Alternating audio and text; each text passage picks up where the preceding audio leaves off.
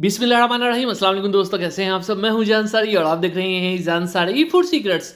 अल्लाह बरकत दे आपके खानों में, आपके रिस्क में, आपके जायकों में। तो आज मैं आपके लिए एक स्पेशल टाइप की आलू की टिक्की की रेसिपी लेके आया हूं। इस रेसिपी में मैं आपको 20 से 25 ऐसे टिप्स एंड ट्रिक्स और इस तरह की चीज़ें बताऊंगा जो शायद आज से पहले आपको नहीं पता होंगी। इसमें खुशबू, इसमें टेस्ट, इसमें टेक्सचर, इसमें लुक्स, इसमें टेक्निक्स, मतलब कि इतनी सारी चीज़ें आज आपको बताऊंगा।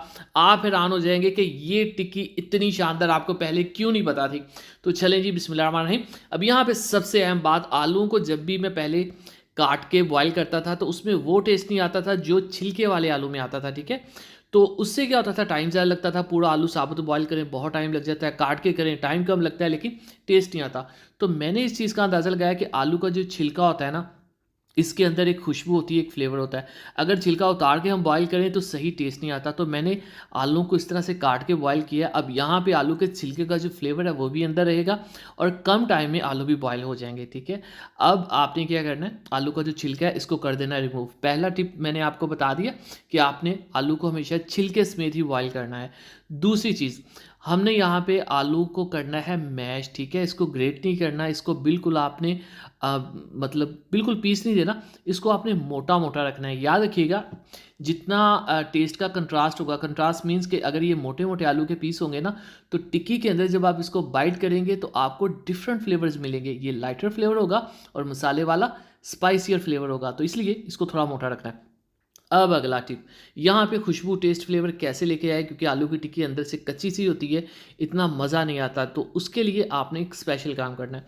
2 से 3 चम्मच जस्ट हम लेंगे कुकिंग ऑयल के और इसको लो टू मीडियम फ्लेम पे पकाएंगे। 1 टीस्पून साबुत ज़ीरा इसके अंदर ऐड करेंगे और 1/4 टीस्पून यानी कि 1 चुटकी अजवाइन का लेंगे हम। इन दोनों चीज़ों को आपने लो से फ्लेम के ऊपर कड़कड़ाना है। ठीक है, जैसे ही बबल्स आना शुरू हो जाएंगे समझ लें इनका कड़कड़ाना पूरा हो गया, इससे ज़्यादा कुक नहीं करना। डायरेक्ट इसमें अदरक लहसुन का पेस्ट ऐड करेंगे। अब ये अदरक लहसुन का पेस्ट अगर हम डायरेक्ट आलूओं के अंदर ऐड कर देते, टिक्की बना देते, इसकी स्मेल जानी नहीं थी। और अगर हम ऐड ही ना करते तो फ्लेवर आना ही नहीं था। तो इसलिए हम क्या करेंगे, यहाँ पे इसको कर लेंगे रोस्ट। इस रोस्टिंग में आपको ज़्यादा से ज़्यादा 4 से 5 मिनट लगेंगे, लेकिन ये एक ऐसी चीज़ तैयार हो जाएगी कि इंशाल्लाह आप हैरान हो जाएंगे कि खाली आलू की एक टिक्की के अंदर बगैर चिकन, बगैर किसी गोश्त के इतना फ्लेवर कैसे आया। तो यहाँ पे देखें, फ्लेम आप चेक करें कितना सा है, इतने से फ्लेम के ऊपर आपने इसको पकाना है। जैसे ही लहसुन की शानदार सी खुशबू आना शुरू हो जाए आपने इसको उतार लेना है। ठीक है, अब ये वाले आलू जिनको मैंने कहा था कि मोटा मोटा आपने मैश करना, बेशक आप हाथों से कर लें, ये इस बाउल में ऐड कर देंगे। अब देखते जाइएगा क्या क्या चीज़ें इसमें हम ऐड करते हैं। तो बस ये चीज़ कि आपने इसको थोड़ा मोटा मोटा रखना है।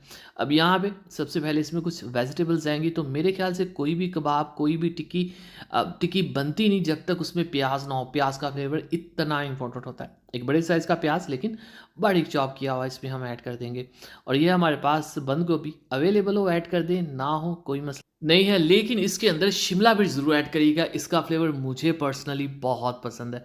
और ये सारी चीज़ें आप 4-5 टेबलस्पून इतने ही ऐड करिएगा। ठीक है, हरी मिर्चें बारीक चॉप ऐड कर लें, थोड़ी मोटी कट के ऐड कर लें, जैसे आपको पसंद हो।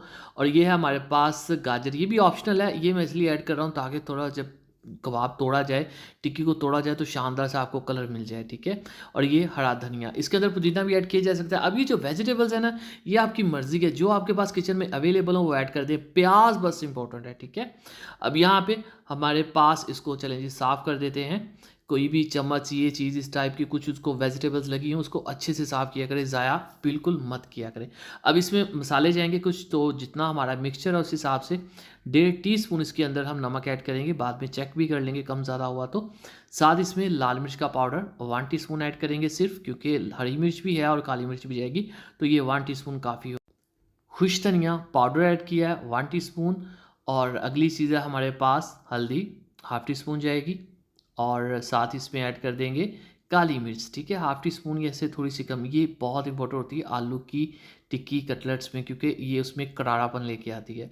अब अगली चीज़ हमारे पास ये लें जी, ये है जो हमने अदरक, लहसुन, अजवाइन और ज़ीरे का तड़का सा तैयार किया था। ठीक है, ये ऐड कर देंगे। इसका ऑयल ऐड करने की ज़रूरत नहीं है, ऑयल हम अगली हांडी जो भी पकाएंगे रेसिपी उसमें यूज़ कर लेंगे। इन सब चीज़ों को करेंगे मिक्स। यहाँ पे देखिए हमने काफ़ी वेजिटेबल ऐड किए हैं, तो उससे थोड़ा सा ना मॉइस्चर, थोड़ा सी नमी आ जाएगी। पानी का आंसर आ जाएगा। तो उसके दूर करने के लिए थोड़ा-सा कॉर्नस्टार्च 1 से 2 चम्मच ऐड कर देंगे। ऑप्शनल है, इतना ज़रूरी नहीं। इससे ये होगा कि आपको कबाब बनाने में, टिक्कियाँ बनाने में आसानी हो जाएगी। अब आपने इसको बहुत ज़्यादा मिक्स नहीं करना, लाइक जिस तरह से एक डो बन जाती है उस तरह से नहीं करना। इसको थोड़ा-सा इस तरह निखरा-निखरा ही आपने रहने देना है। उसके बाद इसके आपने इस तरह से कबाब बना लेने हैं, टिक्कियाँ बना लेनी है। अब बात आ जाती है इसकी बाइंडिंग की। तो बाइंडिंग के लिए हमारे पास है बेसन 1 कप, अच्छे से छान कर इस्तेमाल करेंगे और इसके अंदर पानी 1 कप तकरीबन चला ही जाता है। तो लेकिन हम फिर भी एहतियात के लिए थोड़ा-थोड़ा पानी ऐड करेंगे। पहले हाफ़ कप ऐड कर दूँगा, क्योंकि अगर बहुत गाढ़ा हो तो और ऐड कर लें, पतला हो गया तो काम ख़राब हो जाता है, तो एहतियात के लिए इतना काफ़ी है। अब इसमें 3 मसाले ऐड करेंगे हम। नमक, क्योंकि ऊपर कोटिंग है, अगर ये फीकी हुई तो अच्छी नहीं लगेगी। नमक हाफ़ टी स्पून ऐड कर देंगे, हाफ़ टी स्पून इसमें लाल मिर्च का पाउडर और हल्दी, ये 3 चीज़ें इसमें काफ़ी होंगी। और मेन चीज़ जिसका आपने ख़्याल रखना है, जहाँ पे गलती हो सकती है, वो ये कि इसको कितना गाढ़ा रखना है, कितना पतला। तो मैं आपको एक टेक्निक बताता हूँ। इसको करेंगे मिक्स, अभी ये गाढ़ा है काफ़ी, तो बाकी भी हाफ़ कप इसमें चला जाएगा। 1 कप बेसन में 1 कप जो है पानी काफ़ी होता है, ठीक है? परफेक्ट कंसिस्टेंसी आ जाती है। अब यहाँ पे नॉर्मली अंडे का इस्तेमाल किया जाता है, लेकिन अंडा बहुत महँगा है, तो इतने बेसन में काम अच्छा हो जाएगा और दूसरी बात, बेसन का फ्लेवर भी बहुत अच्छा लगेगा इस रेसिपी में। अब यहाँ पे एक और मसला होता है, ये जो टिक्कियाँ हमने बनाई है ना, ये अगर उस बैटर के अंदर ऐड करेंगे तो इसके ऊपर अच्छे से बैटर लगेगा नहीं, उतर जाएगा, फिसल जाएगा। तो अगर इसके ऊपर हम थोड़ा-सा खुश्क बेसन इस तरह से लगा देंगे, तो ये बहुत अच्छे से उस बैटर को पकड़ लेगा, इसके ऊपर एक लेयर आ जाएगी। तो ये एक टेक्नीक है, टिप है, इसको भी आपने याद रखना है।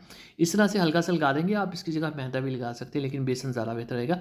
अब चलें जी, बिस्मिल्लाहिर्रहमानिर्रहीम। मीडियम टू हाई फ्लेम के ऊपर आपने इसको फ्राई करना है। ये देखिए, इसमें डालेंगे हम बैटर के अंदर और निकाल लेंगे। ये देखें, परफेक्ट कंसिस्टेंसी है, यही हमें चाहिए थी। इससे गाढ़ा भी नहीं चाहिए था, वरना बहुत मोटा हो जाना था, पतला भी नहीं जो लगे ना। तो ये ऊपर बेसन लगाने की वजह से देखिए कितना शानदार हमारे जो है वो रिज़ल्ट्स मिल रहे हैं। तो इस तरह से हम सभी टिक्कियों को ऐड कर देंगे और फ्लेम जो है वो मीडियम टू हाई होगा, क्योंकि ये बिल्कुल ऊपर पानी वाला लिक्विड होता है, तो हाई फ्लेम के ऊपर इसको पकाते हैं। शानदार तरीके से जो टिक्कियाँ देखें, कलर भी खूबसूरत आ रहा है और काफ़ी क्रिस्पी भी हो रही है, चम्मच के टच से ही पता चल रहा है। दोनों साइड्स को आपने अच्छे से पकाना है और इसी दौरान सबसे अहम, अगर अभी तक आपने मेरे चैनल को सब्सक्राइब नहीं किया जनाब, तो चैनल को सब्सक्राइब करके बेल आइकन को ज़रूर प्रेस किया करें, ताकि डेली रेसिपी की जो नोटिफिकेशंस हैं वो आपको मिल सके। तो यहाँ पे ये शानदार तरीका मैं तोड़ के दिखाऊंगा, वीडियो को मिस मत करिएगा, इंशाल्लाह अंदर से आपको देख के बहुत मज़ा आएगा। बहुत खुशबूदार, बहुत ही क्रिस्पी बनी है। चलें जी, बिस्मिल्लाह रहमान रहीम। तो माशाअल्लाह, अल्हम्दुलिल्लाह, देखिए जी, मेरे अल्लाह की शान, उसकी रहमतें, नेमतें और बरकतें तो मेरे दोस्तों, बहुत ढेर सारे टिप्स एंड ट्रिक्स से भरपूर वीडियो है। इसको ज़रूर शेयर करिएगा अपनी सभी दोस्तों के साथ, कज़न के साथ, क्लास फेलोज़ के साथ, ताकि सभी इस वीडियो से फ़ायदा उठा सकें और इतने टिप्स एंड ट्रिक्स को सीख सकें। अपना बहुत ख्याल रखिएगा और इसी के साथ मुझे दीजिए इजाज़त, अगली वीडियो तक। अल्लाह हाफ़िज़।